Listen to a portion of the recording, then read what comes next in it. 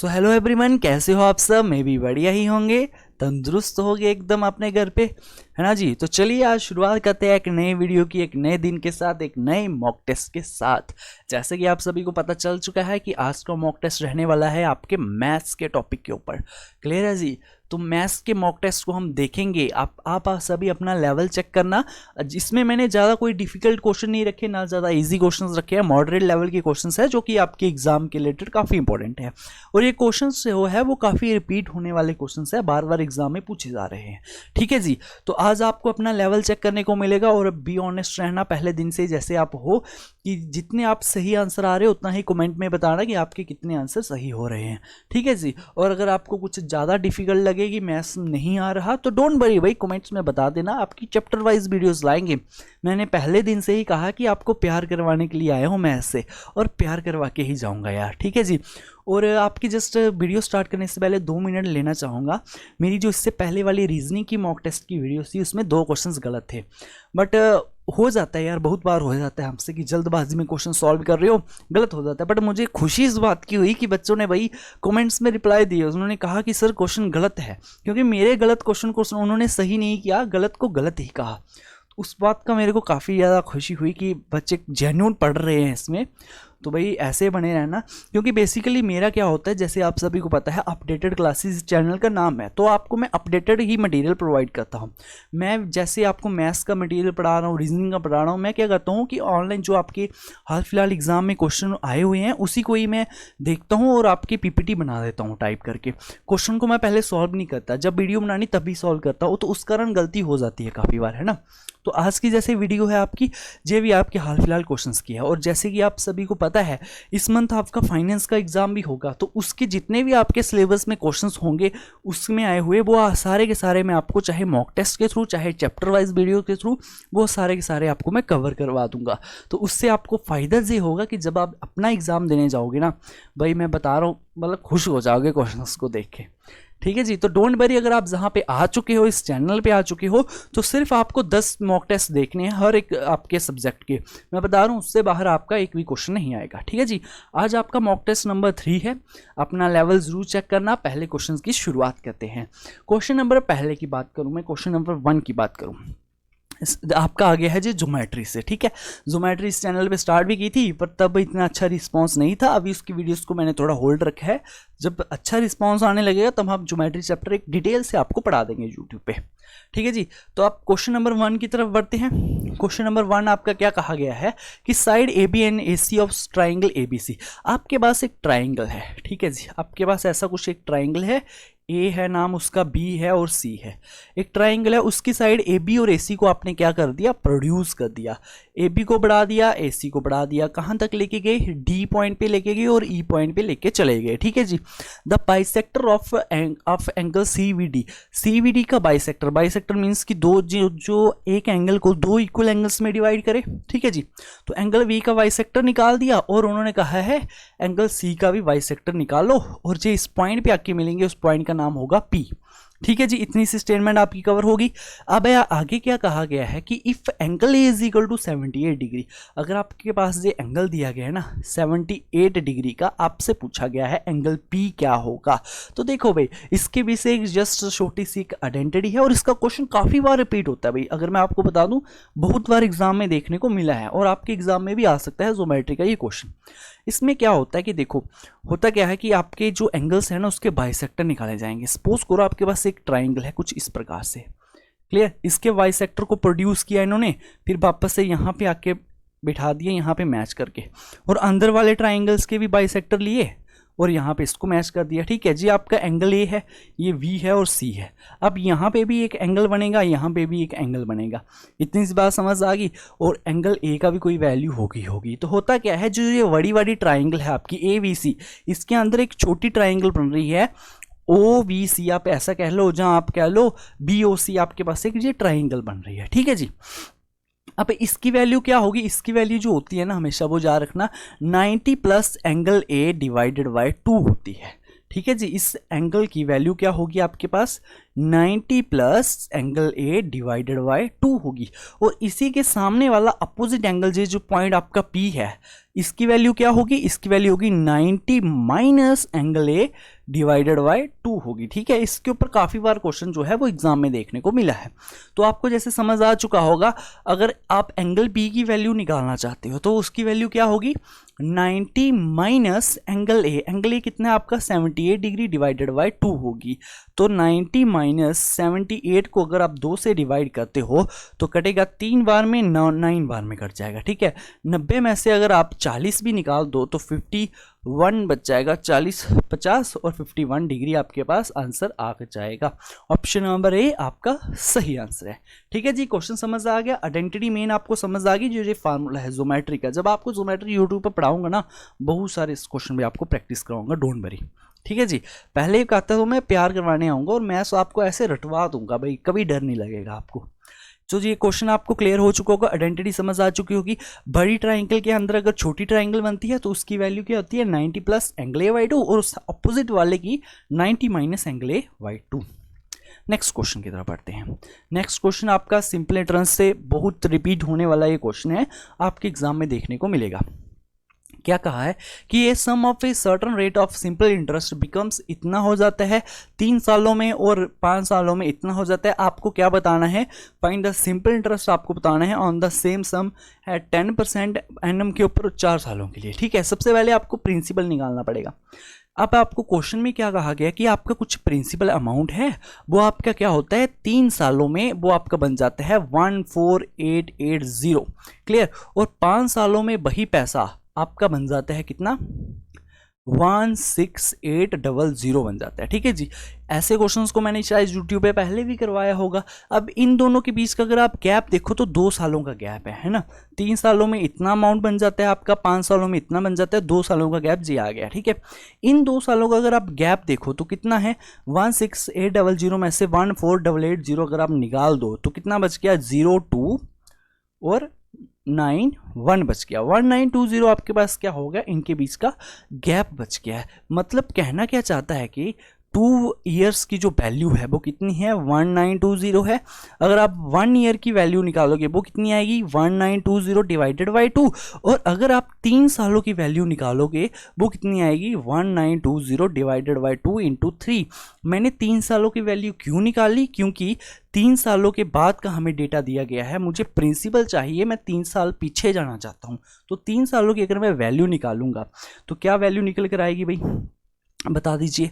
2 से अगर आप इसको काटोगे कितनी बार में कटेगा 9 बार में कट गया, 18 आ गया और एक 12 मतलब 6 बार में 960 इंटू आपको करना है 3 से गुना। तो 30 0 6 3 18 कैरी चला गया 1 9 3 27 और 28 2880 आपके पास क्या है, ये 3 साल का डेटा आ गया।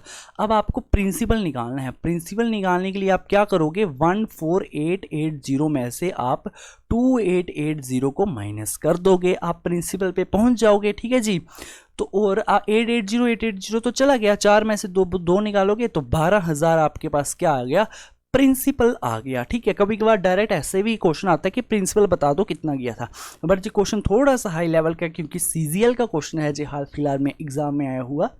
तो अब आपको आगे क्या पूछा गया है कि find the simple interest on a same sum at 10% per annum. ठीक है, अभी आपको सिंपल इंटरेस्ट बताना है। तो सिंपल इंटरेस्ट का फार्मूला आप सभी को पता होगा क्या होता है, वो होता है simple interest is equal to PRT upon 100। ठीक है जी, सिंपल इंटरेस्ट निकालना है। प्रिंसिपल आपको पता है कितना है 12000 इंटू रेट आपको दिया गया है 10%, टाइम आपको दिया गया है 4 सालों का डिवाइडेड बाय 100।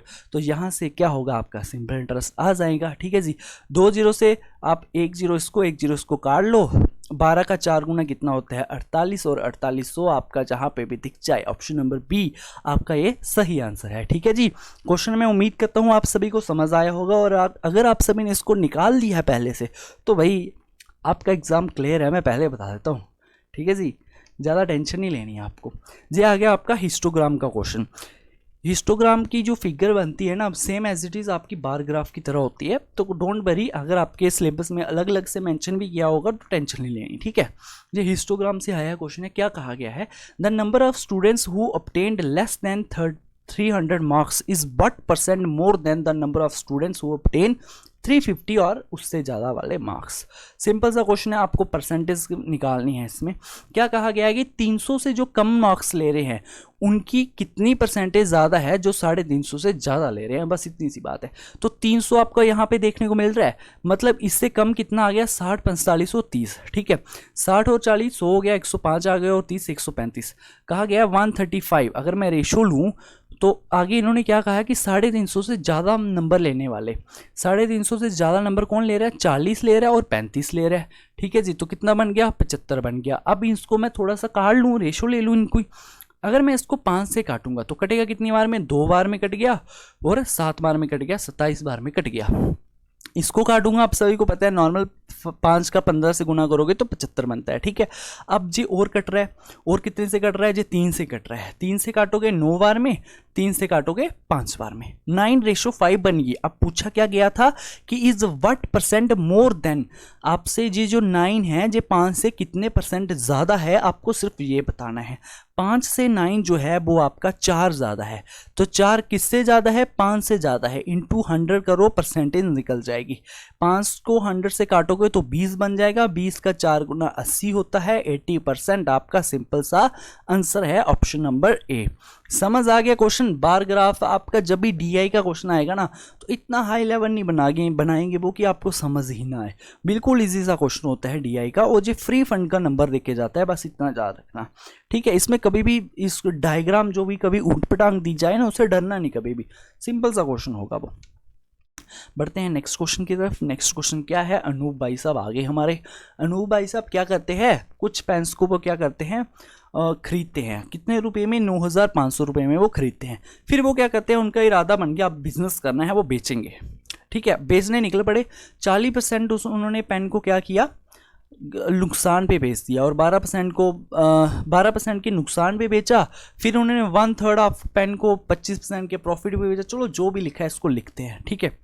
अनु भाई साहब ने क्या किया, कुछ पेन्स खरीदे, हमें नहीं बताया गया कितने पेन्स खरीदे, हम अपने से मान लेते हैं कि उसने 100 पेन्स जो है वो खरीद लिया, ठीक है। हमें नहीं पता कितने खरीदे, बट उन्होंने 100 पेन खरीद लिए, क्योंकि 100 लेंगे उससे जो इन्होंने परसेंटेज वगैरह कही है, इससे हमें इजी हो जाएगा निकालना, है ना। अगर आप 200-300 लेते हो तो उसकी परसेंटेज 40% लोगे तो काफ़ी मुश्किल होगा। सिंपल सा 100 ले लिया आपने कि 100 पेन्स उसने खरीदे।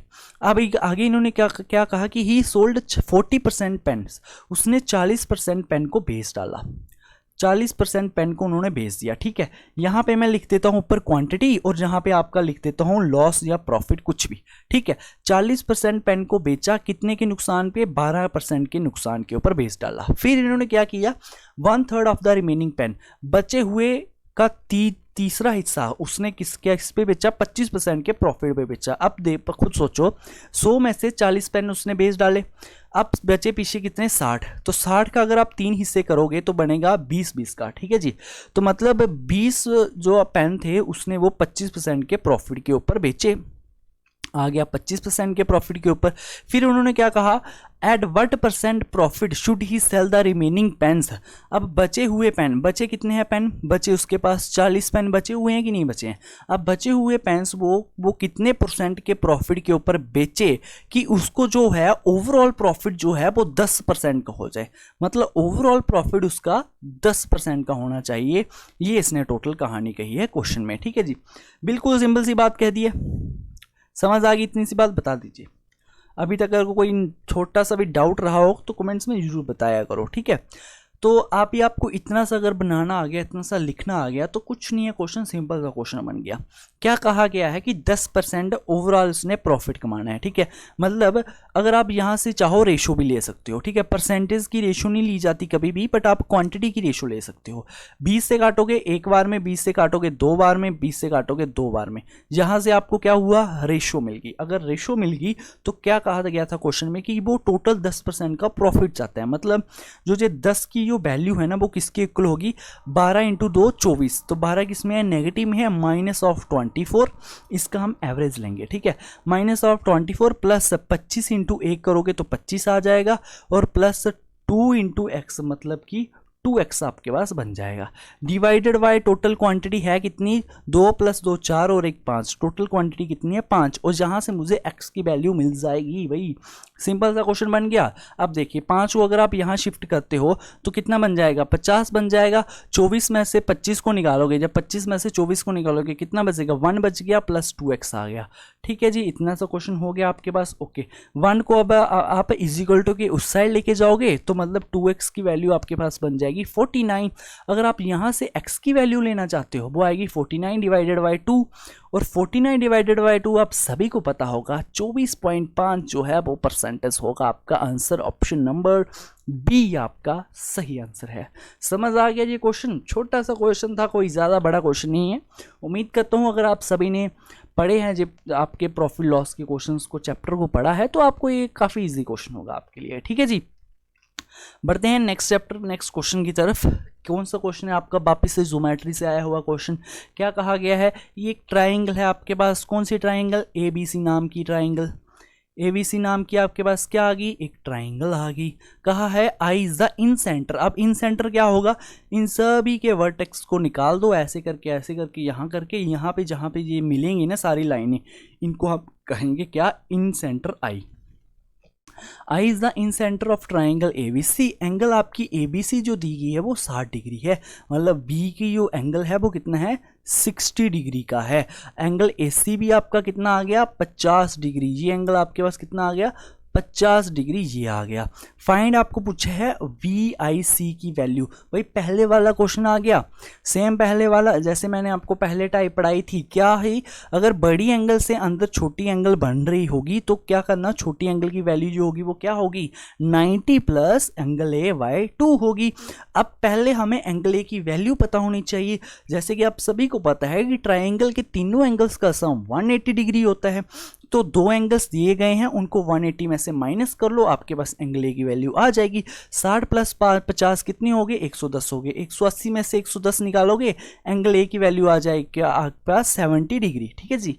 एंगल A आपको मिल गया कितना, 70 डिग्री। अब आपको I की वैल्यू निकालनी है, तो I की वैल्यू किसकी इक्वल होती है, 90 plus angle A/2, angle A divided by 2, ठीक है जी। तो 90 प्लस 70 को डिवाइड करोगे 2 से, तो 90 प्लस 35 कितना हो जाएगा आपके पास, 125। भाई साहब 125 डिग्री आपके पास आंसर सही है। तो आपके पास ऑप्शन नंबर ए जो है वही सबसे बेस्ट आंसर है भाई साहब। समझ आ गया क्वेश्चन, इजी सा क्वेश्चन था। अब मैं उम्मीद करता हूँ कि एग्जाम में जब भी ऐसा क्वेश्चन आएगा ना, आप कभी नहीं घबराने वाले भाई। जिन बच्चों ने अभी तक ज्योमेट्री ना भी पढ़ी होगी उनको भी ये क्वेश्चन समझ आ चुका होगा। अब अगर एग्जाम में ये क्वेश्चन देखने को मिल जाएगा तो कभी डरोगे नहीं आप, ठीक है। नेक्स्ट क्वेश्चन की तरफ बढ़ जाते हैं। क्या कहा गया है कि what is the ratio of the average of first 8 prime numbers to the average of first 10 even natural numbers. सबसे पहले आपको prime number, natural number, even का नंबर्स का पता होना चाहिए, ठीक है जी। अब एवरेज पूछी गई है, तो इसके लिए अगर मैं आपको बताऊं कहानी, टोटल 2 मिनट्स अगर आपका समझाने के लिए ले लूँ मैं, तो देखिए कहानी सुनिए। होता क्या है, पहले आपको पूछा जाएगा सम ऑफ नेचुरल नंबर्स, जहाँ आपको पूछा जाएगा एवरेज ऑफ नेचुरल नंबर्स, या sum of even number, average of natural number. अगर आप नेचुरल नंबर्स का लेते हो पहले सम, आप सभी को पता है सम ऑफ नेचुरल नंबर्स किसके इक्वल होता है, आपने फार्मूला पढ़ा है पहले, n into n plus 1 divided by 2। आप इसको चाहो तो प्रूफ भी कर सकते हो, बट अभी मॉक टेस्ट चल रहा है, इतना बेसिक नहीं जाना हमने, ठीक है जी। सम ऑफ नेचुरल नंबर्स कितना होता है, n into n plus 1 divided by 2 होता है। सेम एज इट इज अगर आपको एवरेज निकालनी है तो एवरेज के केस में जब भी आप शिफ्ट होंगे ना, बस एक n को लात मार के बाहर निकाल दोगे भाई, सिंपल सी बात है। उसको अपनी कंपनी में नहीं रखता एवरेज, तो एवरेज क्या करेगा, एक n को निकाल देगा, बचेगा आपके पास क्या, n प्लस 1 डिवाइडेड बाई 2। जी आ गया आपके पास एवरेज ऑफ नेचुरल नंबर्स, ठीक है जी। अब अगर आपसे पूछा जाए सम ऑफ ऑड नंबर्स, आप सभी को पता है कितना होता है वो, एन स्क्वायर होता है कि नहीं होता है? अगर नहीं पता तो लिख लीजिए, सम ऑफ ऑड नंबर्स किसके इक्वल होता है? एन स्क्वायर के इक्वल। पर जब जे एवरेज ऑफ ऑड नंबर्स निकालोगे आप तो सिर्फ एन बच जाएगा, एक एन चला जाएगा, ठीक है जी। सम ऑफ इवन नंबर की अगर आप बात करो तो इवन नंबर्स का सम किसके इक्वल होता है? N into n plus one के इक्वल होता है।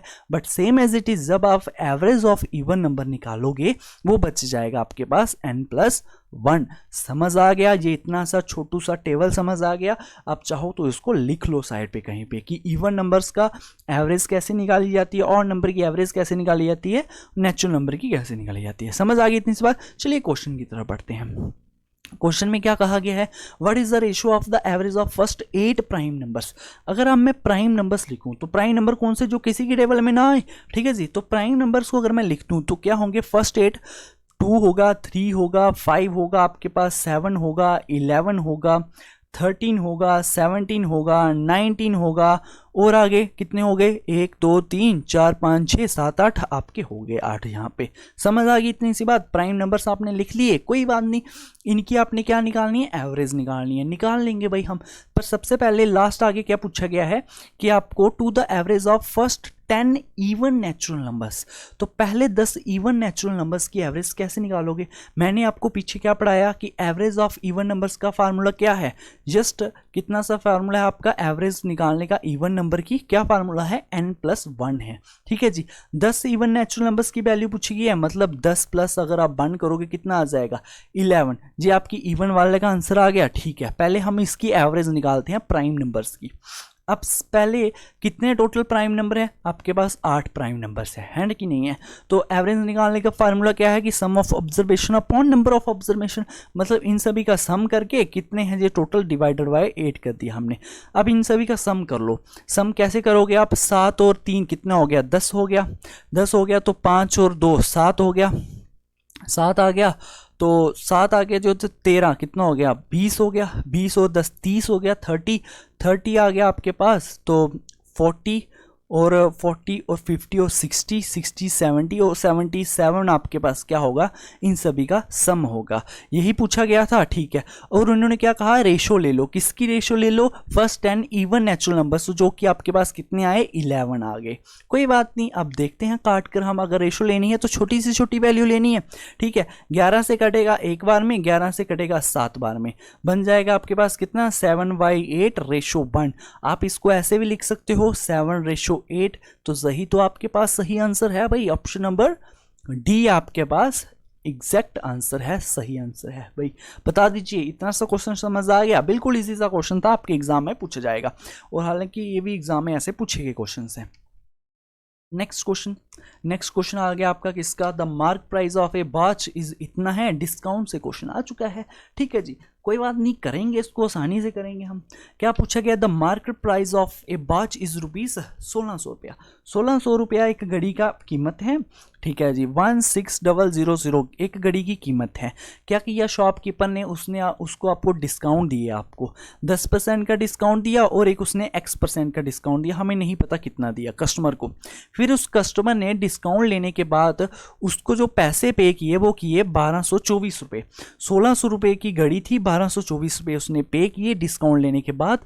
आपने बताना है पहला डिस्काउंट उसने 10% का दे दिया, दूसरा डिस्काउंट उसने कितने का दिया होगा कि उसको घड़ी जो पड़ गई वो 1224 की पड़ी है। ऐसे क्वेश्चन एग्जाम में काफ़ी बार पूछे जाते हैं मेरे भाई। तो कुछ नहीं करना है, पहला डिस्काउंट दिया गया 10% का। हम मान लेते हैं अगर 10% का है, मतलब अगर 100 रुपये की चीज़ होगी उसको 90 रुपये में दिया होगा उसने, ठीक है जी। 10% का डिस्काउंट है, मतलब 100 की चीज़ 90 में दी होगी, ठीक है जी। अगर दूसरा उसने X% का दिया, मतलब 100 रुपये की चीज़ होगी तो कुछ उसने 100 माइनस X करके ही हमें डिस्काउंट दिया होगा। समझ आ गया? ऊपर भी तो, यहाँ भी तो आपने ऐसे किया था 10% के केस में से 100 में से 10 निकाले, ऊपर 90 बच गया, ठीक है। Same as it is X% का अगर डिस्काउंट दिया है तो 100 रुपये की चीज़ होगी, 100 में से X को निकालेगा, उतने % का उसने वो भी डिस्काउंट दिया होगा, ठीक है। फिर जाके हमें जो घड़ी पड़ी वो कितने की पड़ी? 1224 रुपये की पड़ गई। अब जहाँ से क्या आपका X की वैल्यू नहीं निकल जाएगी? अगर निकल जाएगी तो आपका सोल्यूशन जो है वो चुटकियों में सॉल्व होने वाला बन जाएगा, है कि नहीं? बताओ, 2 0 से 2 0 चला गया, 1 0 से 1 0 आपका चला गया है। अब 2 से काटोगे 5 बार में कटेगा, 2 से काटोगे 8 बार में कट जाएगा। कोई बात नहीं, 9 से काट लीजिए इसको। 9 से काटोगे 1 बार में, 9 से काटोगे 3 32, 9 से काटोगे 3 बार में और आ गया 136 आ गया। अब 8 से फिर काट लो, 8 से काटोगे 1 बार में कटेगा और 7 बार में कटेगा, 17 बार में कट जाएगा। मतलब कि 100 minus of x is equal to 17 into 5। तो 100 minus of x is equal to 17 into 5, मतलब 7 5 जा 35 और आपके पास 85 जे बन गया। x की वैल्यू कितनी आ गई, 100 माइनस x की वैल्यू कितनी आ गई, 100 में से आप 85 को निकाल दो, x की वैल्यू आपके पास 15 बच गई। ऑप्शन नंबर सी आपका सही आंसर है ना। बिल्कुल सिंपल सिंपल से क्वेश्चन, बट आप बस क्वेश्चन की देख के आप डर जाते हो। मैथ्स में डरने वाली चीज़ नहीं होती, बिल्कुल सिंपल सी चीज़ें होती, बस नॉर्मल आपको चीज़ें पता होनी चाहिए, ठीक है। मैं ज़्यादा शॉर्ट ट्रिक्स पे भी काम नहीं करता, मैं सिर्फ बच्चों की बेसिक्स पे काम करता हूँ कि बेसिक सीखो भाई। अगर आपको बेसिक पता होगा ना, आपको ट्रिक्स आप खुद डेवलप करोगे, उसमें से आपको ज़रूरत नहीं है ट्रिक्स जानने की। नेक्स्ट क्वेश्चन की तरफ बढ़ते हैं। ट्रिगो का क्वेश्चन आ गया। ट्रिगो का क्वेश्चन है, ट्रिगर देगा है ना। तो ऐसे क्वेश्चन नहीं होते ट्रिगो के। ट्रिगो को पढ़ने के लिए ना बस थोड़ा सा टेक्निक की ज़रूरत होती है, बहुत ईजी है ट्रिगोनोमेट्री, ठीक है मेरे भाई। अब जहाँ से पढ़ते क्वेश्चन को, सिंपल सा क्वेश्चन आपको दिख रहा है, क्या है, जस्ट इनकी वैल्यूज़ पुट करनी है। साइन 60 की वैल्यू कितनी है, tan 30 की कितनी होती है, ये सारी की सारी आपको पता होनी चाहिए और पता भी होगी, ठीक है। इन लास्ट आपसे क्या पूछ लिया गया, x की क्या वैल्यू है। इतना सिंपल क्वेश्चन भाई। x आपने रख दिया यहाँ पे इंटू साइन 60 की वैल्यू कितनी होती है, आप सभी को पता है √3/2 होती है, इंटू tan 30 की वैल्यू 1/√3 होती है, माइनस tan स्क्वायर 45 डिग्री, मतलब tan 45 की कितनी होती है, 1 होती है। चाहे स्क्वायर करो चाहे क्यूब करो, 1 को कोई फर्क ही नहीं पड़ता। इज इक्वल टू आपके पास कोसेक 60 डिग्री। कोसेक किसका उल्टा, साइन का उल्टा। साइन 60 होता है √3/2, तो कोसेक उसका उल्टा मतलब 2/√3 बन जाएगा। 2/√3 आ गया इंटू कॉट 30। कॉट 30 की अगर मैं बात करूं, tan 30 होता है 1/√3, कॉट उसका उल्टा मतलब कि बन जाएगा √3, ठीक है जी। तो माइनस सेक स्क्वायर 45 डिग्री। अब सेक किससे बना, कॉस से बना। कॉस 45 कितना होता है, 1/√2। सेक उसका उल्टा मतलब √2 का जब स्क्वायर करोगे तो कितना बचेगा, 2 बच गया। बस भाई लिख लिया आपने। √3 से √3 चला गया, √3 से √3 चला गया।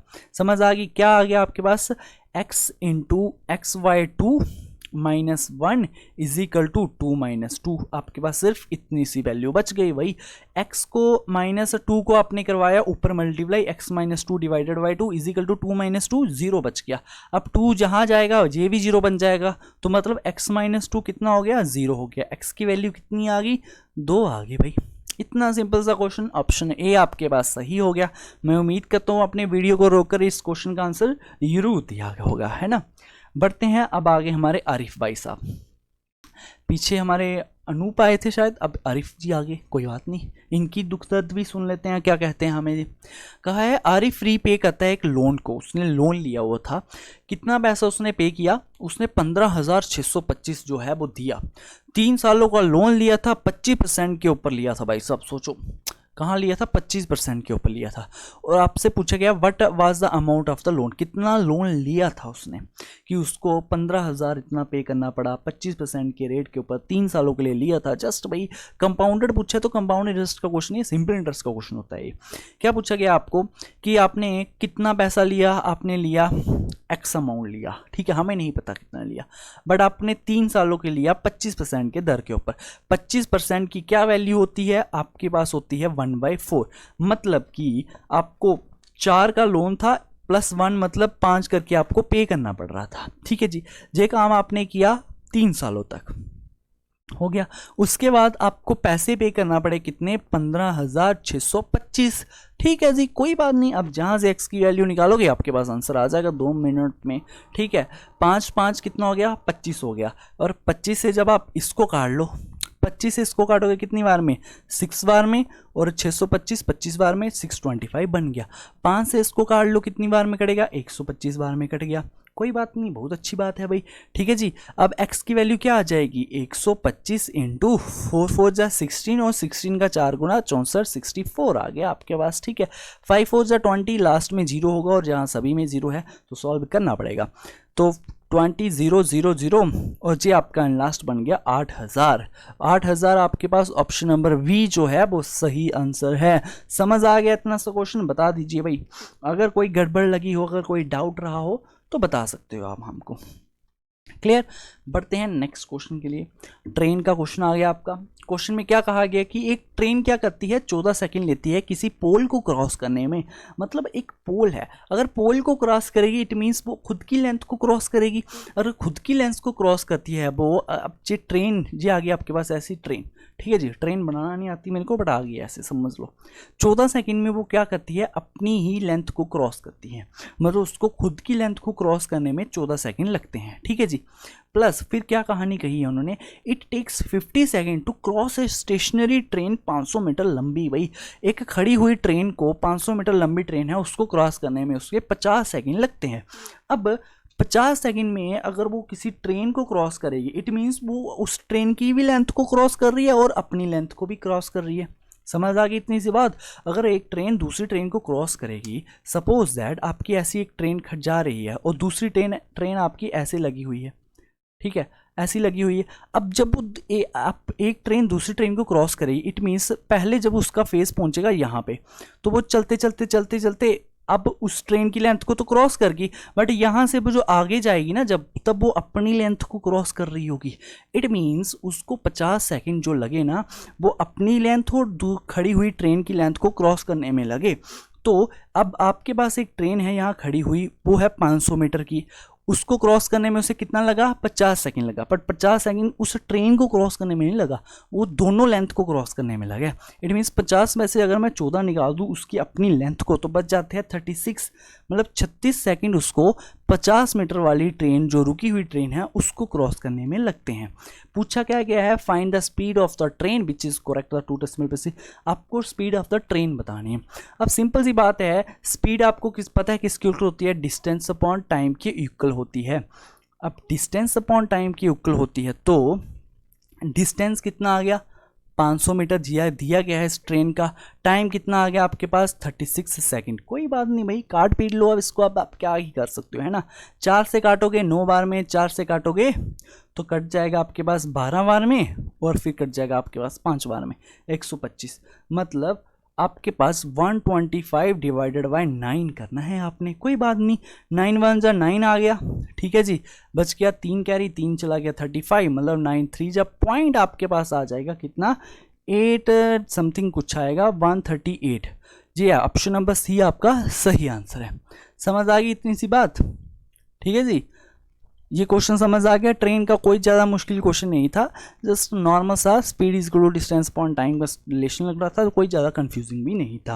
उम्मीद करता हूँ समझ आ चुका होगा, आपका आंसर आ चुका होगा ऑप्शन नंबर सी। बढ़ते हैं नेक्स्ट क्वेश्चन की तरफ।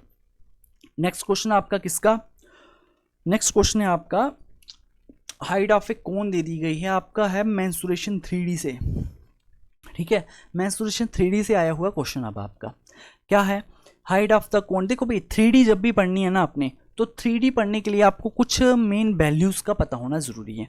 जैसे कोन की कहानी है, अब कोन की कहानी है तो कोन होता कैसा है शक्ल से, कोन का चेहरा कैसा होता है, कुछ इस प्रकार से, इस प्रकार से ऐसे करके हाइट आ जाती है और एक रेडियस आ जाता है, यहाँ पे हाइट आती है, और ये जो होती है इसे कहा जाता है स्लैंट हाइट L, ठीक है जी। ऐसा होता है हमारे पास कोन। कोन के कुछ फार्मूलेस बनते हैं, वो क्या होता है, पहले अगर आप लेटरल सरफेस एरिया की वैल्यू करो तो लेटरल सरफेस एरिया जो आपका होता है वो πr/L के इक्वल होता है।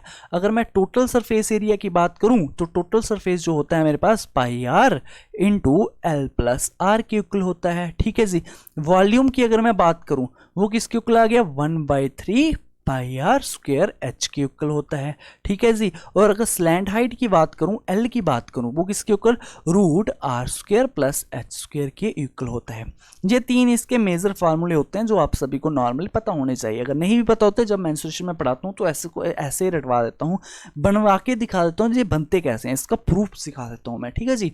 प्रूफ जब आपको आ जाए ना तब आपको इसकी देखते ही कहानी ज़्यादा रहती है कि कैसे बने होंगे जी, क्या क्या फार्मूला होगा इसका। अब क्वेश्चन क्या है ये पूछा है, हमेशा मेंसुरेशन 3D के क्वेश्चन में क्या ध्यान देना है, दिया गया है, पूछा क्या गया है, बस इतनी 2 चीज़ें आपको पता होनी चाहिए। दिया क्या क्या है कि height of the cone is equal to the base radius, means की हाइट जो है वो रेडियस के इक्वल है, ठीक है। एंड इट्स वॉल्यूम, वॉल्यूम दिया गया है, अगर वॉल्यूम दिया गया है ना तो वॉल्यूम किसके इक्वल होता है, आप सभी को पता है 1/3 पाई आर स्क्वायर एच के इक्वल होता है आपका वॉल्यूम, ठीक है। वॉल्यूम कितना दे दिया गया है, 72 पाई आपको गिवन है, ओके कोई बात नहीं। अब 1/3 इंटू पाई, अब आर स्क्वायर एच आ गया, इन्होंने पहले कह दिया, क्या कह दिया कि हाइट जो है वो रेडियस के इक्वल है, इट मीन्स मैं एच को भी आर लिख सकता हूं, तो यहाँ पे आर क्यूब बन जाएगा हमारा कि नहीं बनेगा, बता दीजिए, बन जाएगा। हाइट भी रेडियस क्यूब है तो मैं आर क्यूब बना सकता हूँ, तो मेरे पास आर क्यूब बन गया, पाई से पाई कट गया आपका, R cube is equal to 72 into 3 करोगे जब 3 2 6 आ जाएगा और 7 3 21 216 बन जाएगा, ठीक है। आर का क्यूब रूट कितना होगा, 216 का अगर आप क्यूब रूट निकालो तो आप सभी को पता है, अगर आपने स्क्वायर और क्यूब याद किए होंगे, 216 किसका क्यूब रूट होता है, 6 का क्यूब रूट होता है। आपको रेडियस मिल गया, ये थी आपकी छोटी सी डायग्राम, सॉरी चलो ऐसे करके बना देते हैं कोन को, ये आ गया आपके पास हाइट, रेडियस मिल गया 6 सेंटीमीटर, हाइट मिल गई 6 सेंटीमीटर। अब पूछा क्या गया है, पूछा है what is the curved surface area of cone का, कर्व्ड सरफेस और आप उसे लेटर सरफेस एरिया कह सकते हो, ठीक है। कर्व्ड सरफेस एरिया पूछा गया किसके इक्वल होता है, वो पाई आर एल के इक्वल होता है।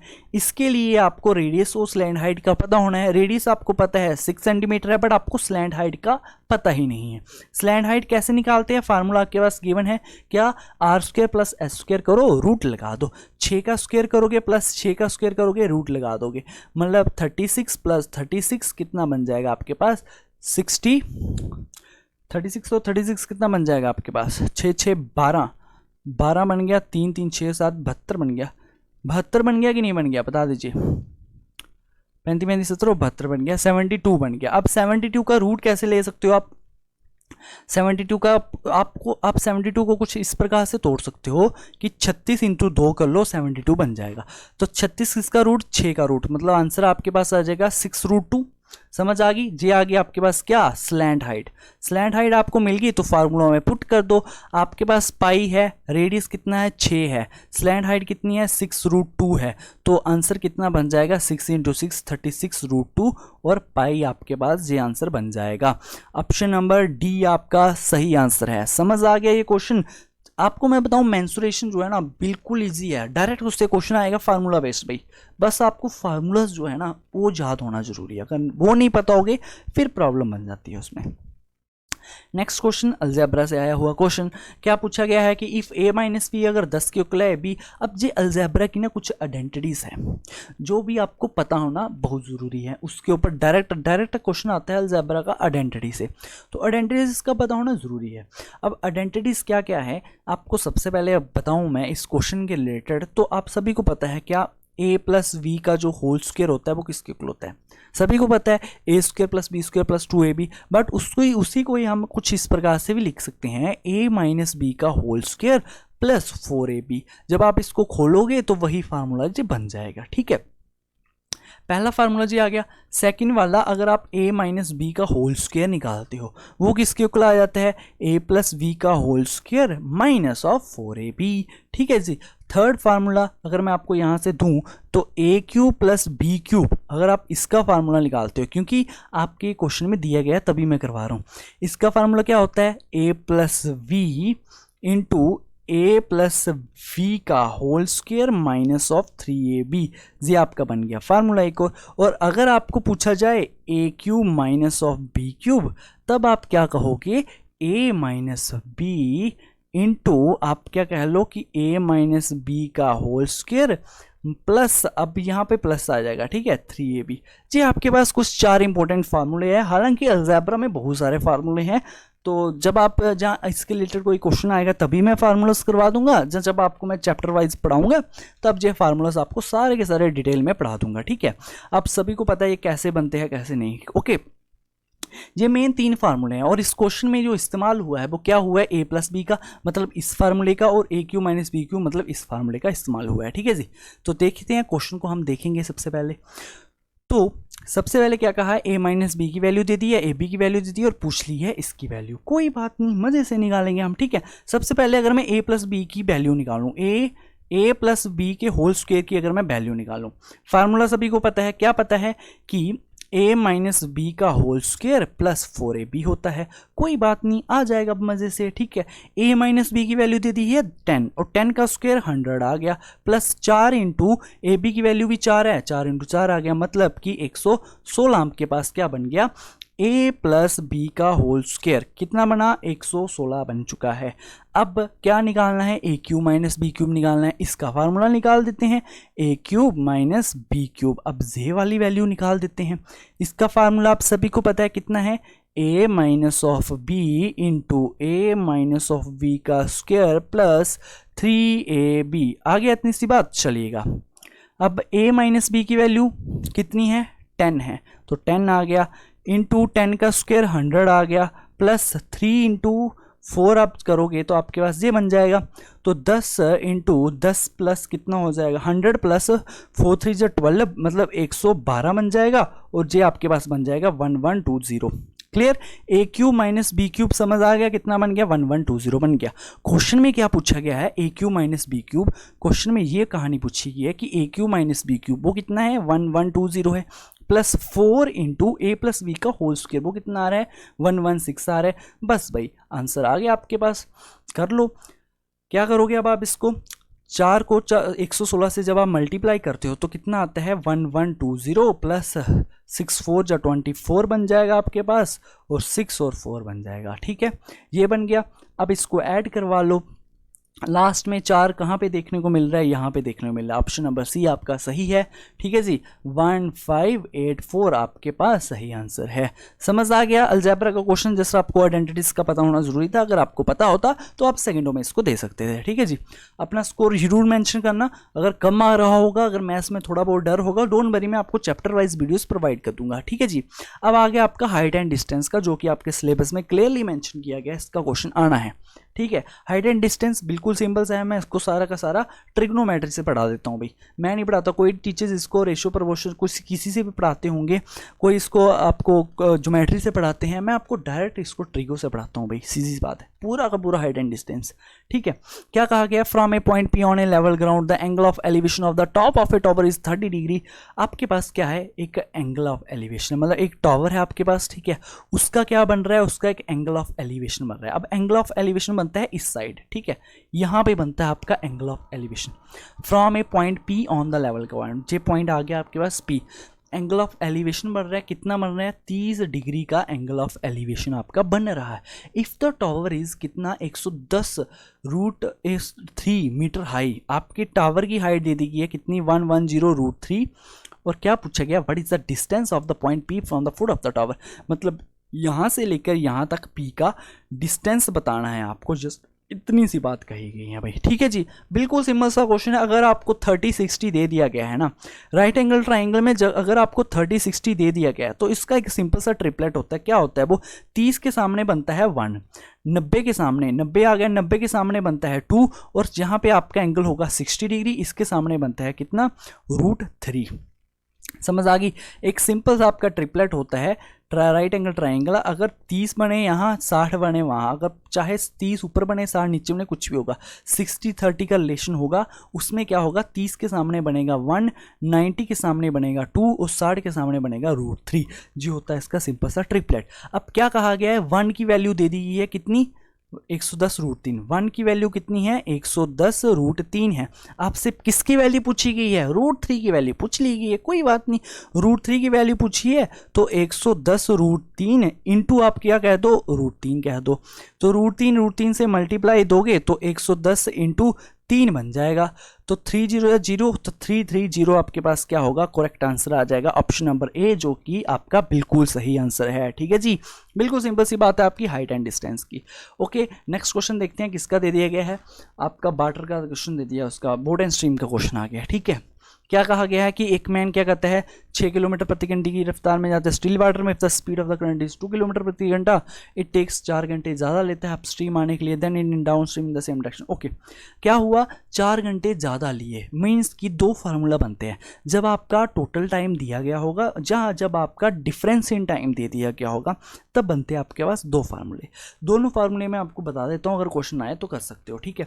पहला फार्मूला ये है, जब आपको टाइम जो है आपका फिक्स दे दिया गया होगा कि इसको जाने में इतना टाइम लगा, आने में इतना टाइम लगा, मतलब ए से ये बी की डायरेक्शन में जाता है, आने जाने में इसको इतना टाइम लग गया। जब आपको फिक्स टाइम दे दिया होगा ना, तब आपके लिए जो फार्मूला बनेगा वो, इसको मैं यहाँ लिख देता हूँ, चलो यहाँ लिख देता हूँ। तब जो फार्मूला बनेगा वो क्या बनेगा, time is equal to, time किसके इक्वल होगा, 2 टाइम्स डिस्टेंस, जो डिस्टेंस दिया गया होगा, जो जहाँ जो डिस्टेंस निकालना होगा, इनटू बोट की स्पीड अपॉन बोट की स्पीड का स्क्वायर माइनस स्ट्रीम की स्पीड का स्क्वायर हो जाएगा। ये फार्मूला होगा आपका तब जब आपको टाइम फिक्स दे दिया गया होगा कि आने जाने में टोटल इतना टाइम लगा। जब आपको डिफरेंस टाइम दे दिया गया होगा, डिफरेंस ऑफ टाइम दे दिया गया होगा, तब फार्मूला क्या होगा, same formula, time is equal to 2 times distance.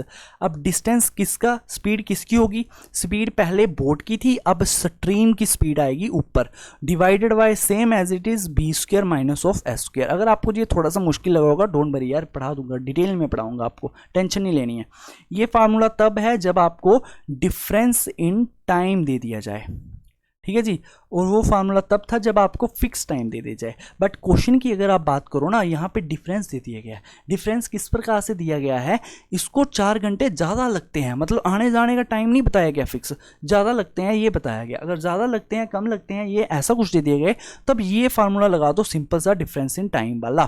Clear. अब उस फार्मूले को मैं मिटा देता हूँ, ठीक है, ये फार्मूले के हम मिटाते हैं और अपने क्वेश्चन को करते हैं। देखिएगा क्या कहा गया है, सेम फार्मूला वही लगाना है। आपके पास टाइम दे दिया गया, कितना दे दिया गया है, 4 घंटे दे दिया गया। 2 इंटू डिस्टेंस आपसे पूछा गया है, डी लिख दोगे। स्पीड आपको दे दी गई है स्ट्रीम की, स्ट्रीम की स्पीड कितनी दे दी गई है, स्पीड ऑफ करंट कितनी है, 2 किलोमीटर है, इंटू 2 कर लोगे, डिवाइडेड बाय बोट की स्पीड का स्क्वायर कर लो, मतलब मैन की स्पीड का स्क्वायर कर लोगे, तो 6 का स्क्वायर कितना बन जाएगा आपके पास। अच्छा, डायरेक्ट स्क्वायर क्यों करना, ऐसे कर लो, ए स्क्वायर माइनस बी स्क्वायर का फार्मूला पता है ना आपको, तो ऐसा कर लो, ए plus B into A minus B, ठीक है। अगर आप 6 प्लस 2 करते हो कितना आ गया, 8 आ गया, इंटू 6 माइनस 2 करोगे कितना आ गया, 4 आ गया। फार्मूला भी क्लियर हो गया, सब कुछ क्लियर आ गया, ठीक है जी। अब क्या है, सिंपल सा काटने बिटने वाला काम कर लो, 2 2 जा 4, 4 से यहाँ कट गया, डिस्टेंस किसके इक्वल, 4 8 जा 32 आ गया आपके पास, 32 किलोमीटर आपका सही डिस्टेंस है, ऑप्शन नंबर बी आपका सही आंसर है, ठीक है। ये फार्मूलेज 2 है, ये काफ़ी इंपॉर्टेंट है, इसके ऊपर डायरेक्ट क्वेश्चन आता है, वो आपको आना चाहिए, ठीक है। नेक्स्ट क्वेश्चन देखते हैं आपका सिंपल इंटरेस्ट का। क्या पूछा गया है आपको, the simple interest on a principal for ₹6 month, इतना इतना इतना दे दिया गया है, आपको प्रिंसिपल बताना है भाई, डायरेक्ट फार्मूला बेस्ड क्वेश्चन है ये। फार्मूला क्या है सिंपल इंटरेस्ट का, simple interest is equal to PRT upon 100। मैं उम्मीद करता हूँ इस क्वेश्चन का आप आंसर दे दोगे, सेकंडों में दोगे आप, ठीक है।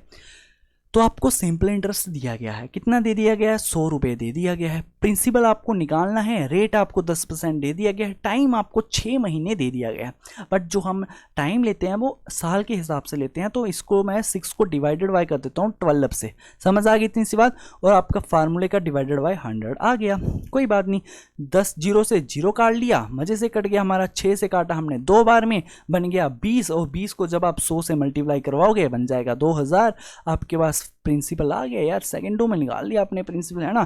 क्वेश्चन ज़्यादा मुश्किल नहीं था, और अभी आपके 15 क्वेश्चन जो है वो कवर हो चुके हैं।